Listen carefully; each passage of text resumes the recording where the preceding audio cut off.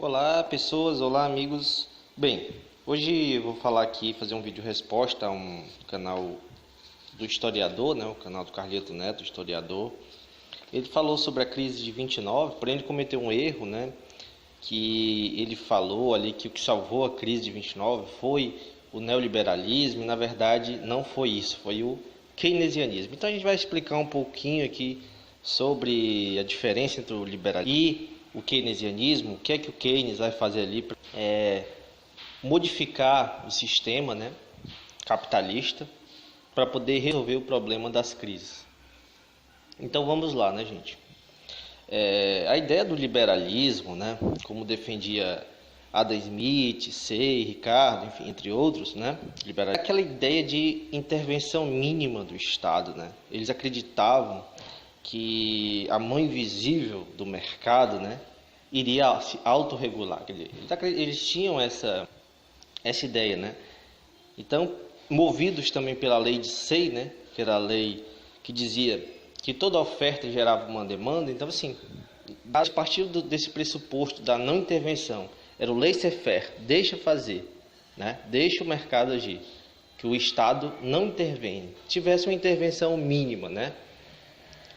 E partindo dessa ideia geral, né, os governos da época, dentro do capitalismo, dos países capitalistas, não intervinham de maneira direta na economia, né? Era esse o grande dogma liberal ali, desde o século XVIII até ali o início do século XX, né? Então os salários, os preços, tudo era regulado pelo mercado, né? Não havia essa intervenção por parte do governo no que diz respeito à economia, né?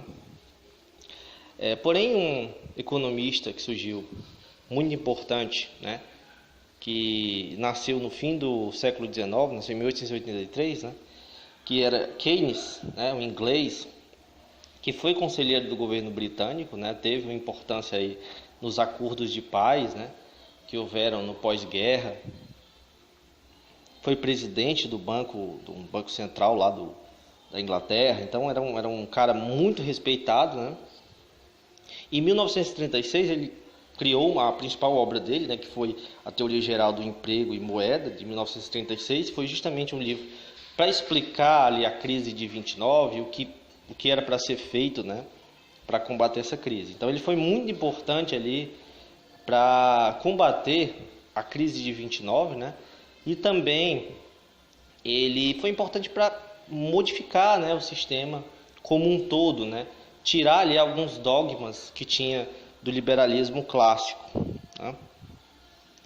E, de modo geral, o que ele defendia era uma maior atuação do Estado na sociedade, né, para resolver esse grave problema que foi a crise de 1929, né?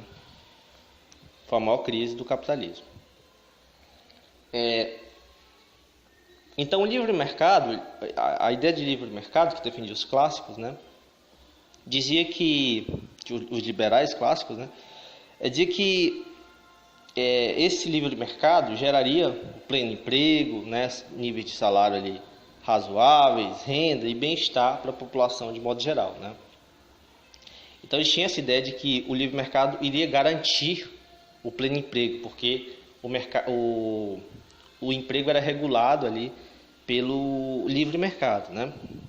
Só que em 1924 o Keynes observou, né? Eu queria só fazer pontuar uma coisa aqui que eu acho que é muito importante, né? Que é essa questão dos dogmas, né? Como a gente viu que era um dogma que tinha na época, né? E mesmo eles vendo os resultados contrários àquilo que a teoria clássica defendia, muitos economistas conservadores, né, que a gente chama assim, eles se mantinham ali dogmáticos à teoria clássica. Não, uma hora isso vai dar certo, uma hora as coisas vão melhorar. E já em 1924, 5 anos antes da quebra da Bolsa, né, de Valores de Nova York e da grande crise de 29, o desemprego na Inglaterra já estava em 1 milhão, e nos Estados Unidos já era 25% de desemprego, né? Bem diferente do pleno emprego que pregavam aí os liberais clássicos, né? Então, o que era que os liberais falavam? Falavam em reduzir os salários, mas na verdade não dava mais. Estava ali um nível de salário bem baixo, né? Porque o nível de salário mais baixo é de subsistência. Você não pode pagar menos que do salário de subsistência, senão os indivíduos não vão conseguir sobreviver, não vão também conseguir consumir o bastante, né? Enfim, então gerou-se uma crise de superprodução. A produção crescia cada vez mais, né? Porque eles partiam daquela ideia da lei de Sade, que toda produção gerava uma demanda, e não estava gerando, porque a população estava desempregada, estava sem renda, né? Então alguém tinha que fazer alguma coisa, né?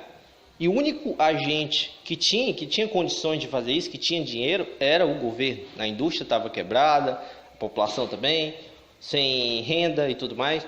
Então, o Keynes ele vai dizer o seguinte, ele vai dizer que o emprego ele é igual ao consumo mais o investimento, né? Então, como não havia ali o consumo, a população estava desempregada, a indústria estava quebrada, tinha que fazer investimentos. E o mercado não podia fazer investimentos, porque estava quebrado também, né? Então, quem poderia fazer isso? O governo, né? Outro ponto importante da gente falar aqui é na questão da poupança. Para os liberais, a poupança era algo muito bom, mas para o Keynes representava um grande risco, né? Porque ele dizia o quê? Quando você poupa, você está deixando de consumir, né? Você está deixando de consumir, está diminuindo o consumo. E como ele diz, o emprego é consumo e investimento, né? Então, para aumentar o emprego, teria que haver mais consumo, né? Claro, porque consumindo as empresas iriam produzir mais e com essa produção maior elas iriam contratar mais gente, né?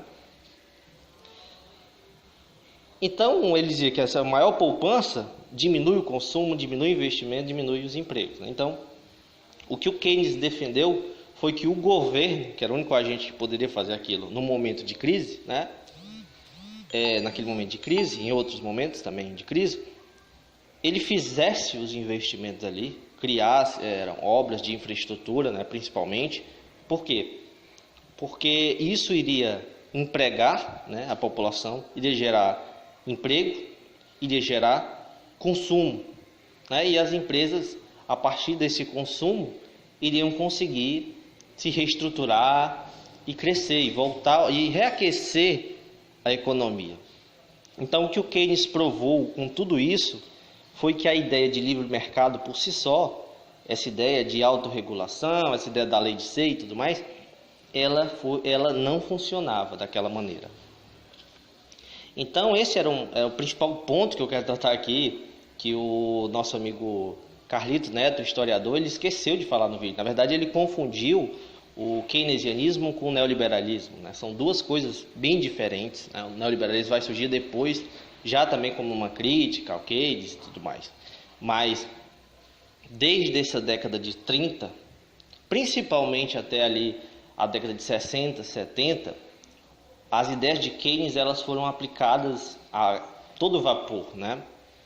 Então, sempre quando tinha ali um momento de crise, havia essas medidas keynesianas. E até hoje também, é claro, muitas das medidas keynesianas elas são aplicadas, inclusive elas são aplicadas no Brasil, né? Quando o governo brasileiro, por exemplo, com Lula e Dilma, né, fizeram ali, o Lula criou o programa do Bolsa Família, né? Teve a criação do PAC, também Programa de Aceleração do Crescimento, também são investimentos estatais ali, né?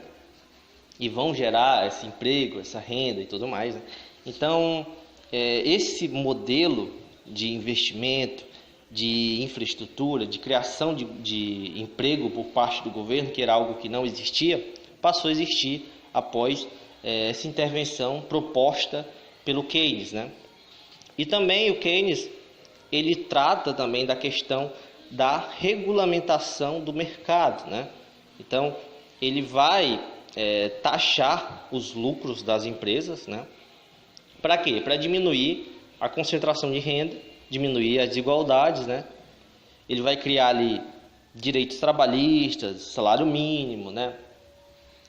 E uma série de outras garantias ali para o trabalhador que não existiam nessa época do livre mercado, porque o salário era regulado pelo mercado, então o salário não existia esse negócio de salário mínimo, né?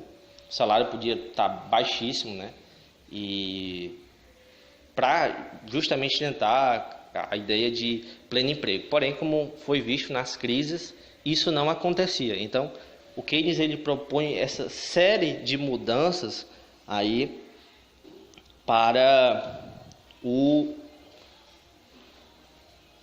Estado, né, para a atuação do Estado na economia, né? Em vez daquela ideia de Estado mínimo, com o mínimo de intervenção, o Keynes propõe que o Estado também faça esses investimentos e também regule o mercado, né?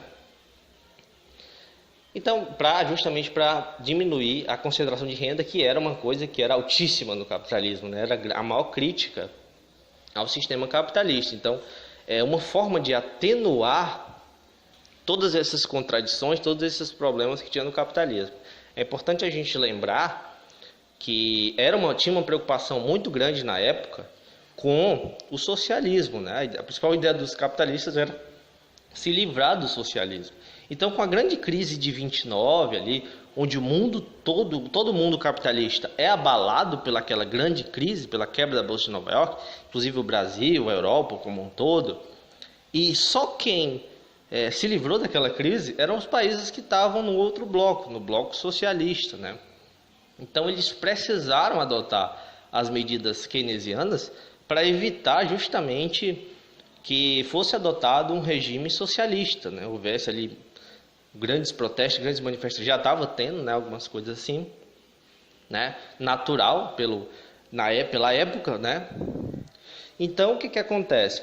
O que acontece é que os próprios liberais, uma boa parte daquelas partes que não eram aqueles mais conservadores, é claro, quiseram adotar, sim, o modelo keynesiano. Porém,